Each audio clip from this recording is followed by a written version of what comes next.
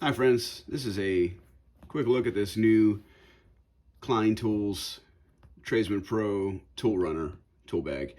I think this is their kind of competition with the Veto Tech MCT.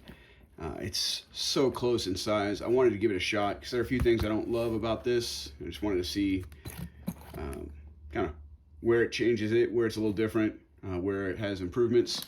So we'll talk about that. First off, this guy is 11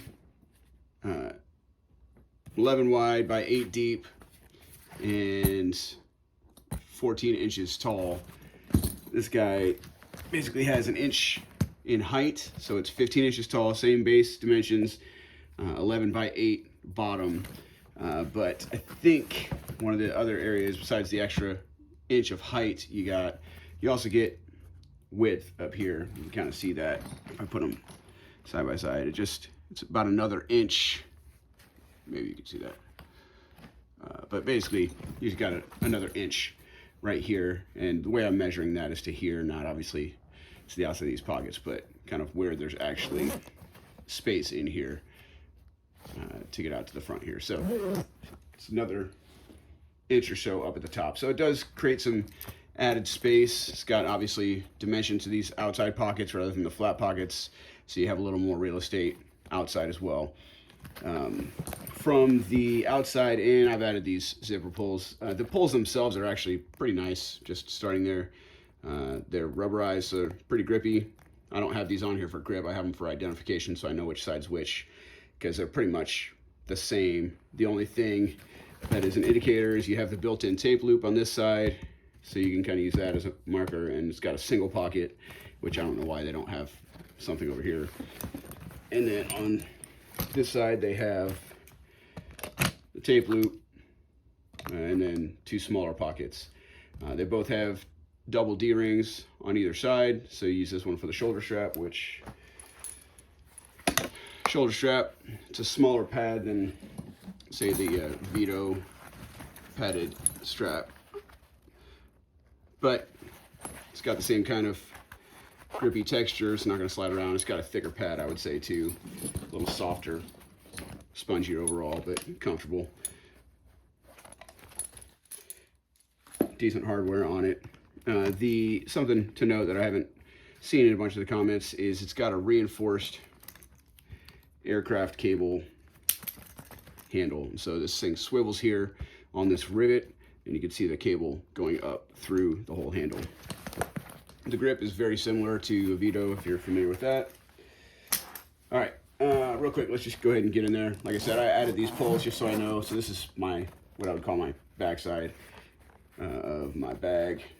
The gussets here, they do get stuck in the zipper every so often, so that's a little irritating. But I love how this thing just lays out like this. It's great. So this pouch on the outside, out here, before I get too far, I just have like my headlamp in here. There's not much in here. This is a padded pocket, so you might be able to fit glasses in here, but it does kind of push into the inside. So I'm just keeping flat stuff out here. So I have some kind of some of my wire nuts, little wiring parts, and a little container of hardware. I wish that this pocket were just like another inch wider so you could fit safety glasses in there. It's just too small, like frustratingly so. It's just not big enough, barely. So yeah, anyway, so when you flip this over though, this pocket's upside down, and I have like a magnet in there and a laser measuring, and I think I have my receptacle tester there. So got a light here. You do have a lot of space down here in the bottom. Because this opens up, it's really easy to get to all of it. I do like that. Definitely could tell the more space aspect of things. I think it said it has 39 pockets all the way around. I do love the layout here on this backside, so I could put my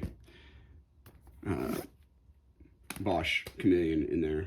And so flexi click, that's pretty easy to fit in there. The handle fits nicely. You can fit an M12 in there just as well. I have my multimeter in here, just drill bits, So this is everything I've had in the Veto, and you can tell there's a lot of space, a lot of extra space. If you've seen my there's videos on those. So, and stud finder over here. I have my 5-in-1, 5-in-hand tool over here. Painter's tool, sorry. Form hand is over here. Yeah, so fits everything I've had in the other tool bags. Have my little magnet back here, tradesman shears, pry bar, level, ancient vice grips, saw blades, and the form hand. Have my hammer over here to the side because it just kind of wants to fall. I don't love that, but it is what it is. I wish there was, this pocket will fit it. Like you can fit this little hammer down in here, but it's barely.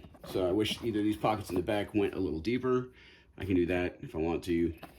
These on the outside are a little thinner than these in the middle, so you kind of have to, gotta get creative with how you're storing things. So actually I might do this while we're here.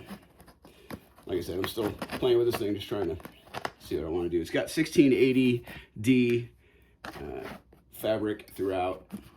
Yeah, I'll probably just do that.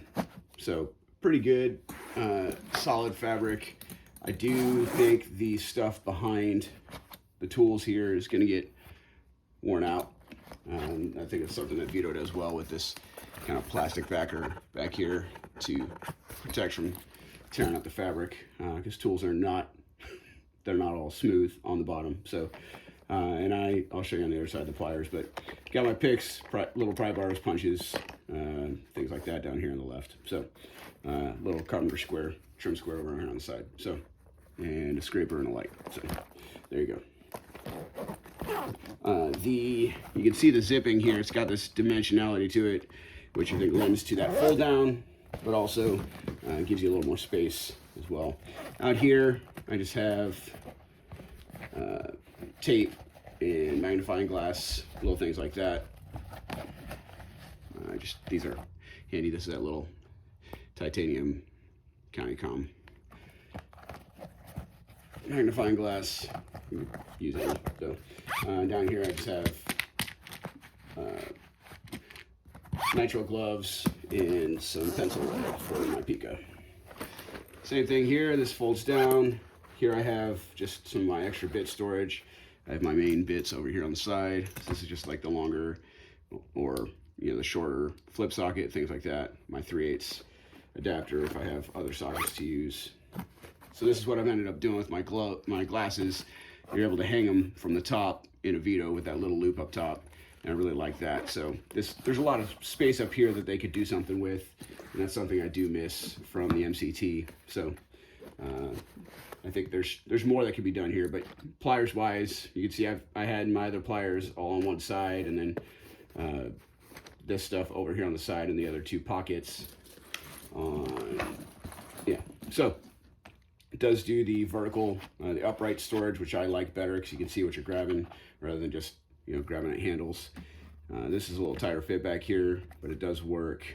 And screwdrivers, sockets, my electric screwdriver, smaller ratchets, got my sockets themselves, a couple small screwdrivers, rust protection, and then my hex wrenches and Torx wrenches in here, and the extra carriage for the vessel. So yeah, so it's got a ton of space. It really is nicely done. I like the layout because you can kind of mess around with it and figure out how you want to set it up. They're both the same, so it's you're kind of just familiar with how it's laid out. You might like that, you might not. Other bags have that kind of dual layout, like the Vetos do, whatever. So I could take it or leave it. Either way, I can make both work. But one thing I would say, my main complaint is just they were so close to having some safety glasses storage on the outside. So all in all, I think it's a good little bag and it's affordable. So man, if you've been toying with the idea of doing a Veto, but price tag's been prohibitive, I think this thing is excellent and really well done. So there you go. Hope that helps.